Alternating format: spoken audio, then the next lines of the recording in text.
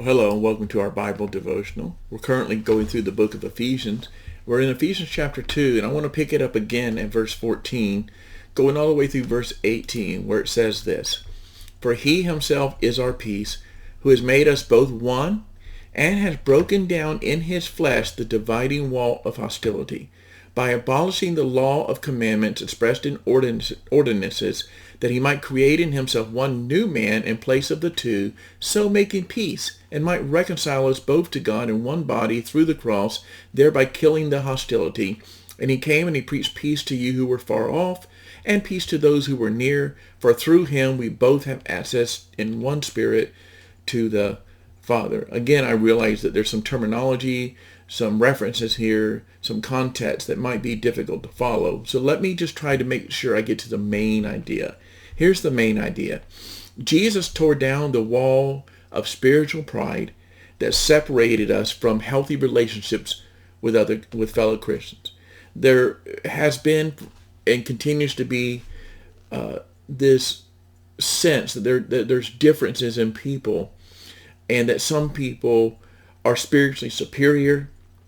By rights, they're closer to God, that God kind of loves them more. He favors them more. He looks at them as being different and unlike those other really, really bad people. And that was happening even in Paul's day, where the Jews tended to think of themselves as kind of by virtue of Abraham, by virtue of their birth, by virtue of having the law, by virtue of their religious activities, they tended to think that they were better than those Gentile peoples and in all of their evil, wicked activities. But the point Paul is making in this text is that Jesus has broken down, verse 14, broken down in his flesh the dividing wall of hostility. He's removed all reasons for that spiritual pride that separates us from healthy relationships with one another. Now, today's walls might be different. Sometimes, today we might have denominational walls or racial walls or generational walls, but where we put these ideas up that somehow there are certain groups of people that are better, more important, and closer to God than others. When the Bible teaches that there's only one church, there's one family of God, that's why we're told in verse 15 that Jesus has created in himself one new man in the place of the two. There's one people, there's one family.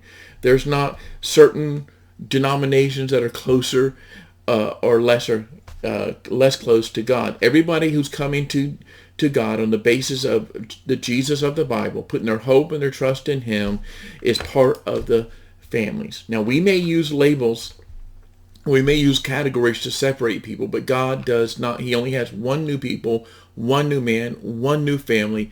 Jesus tore down the walls of hostility that separate people from healthy relationships with one another.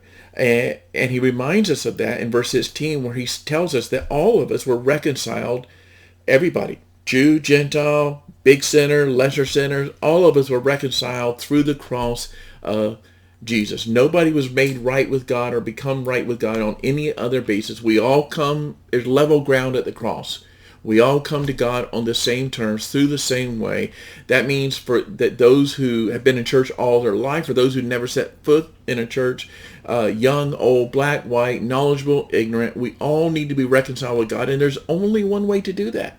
As it says in verse 16, he's reconciled us both, all people, to God in one way, only through Jesus Christ. Therefore, we have no right to look down on one another. We have no right to look at another person, especially another Christian, in some negative spiritual way, with some kind of pride in our heart that somehow we're a better class of Christian, or closer to God, or more loved by God, or more favored by God. We all miss the mark. We all need Jesus, and Jesus has torn down those walls. That's why it says in verses 17 and 18 that he preached peace to those who were far off and peace to those who were near.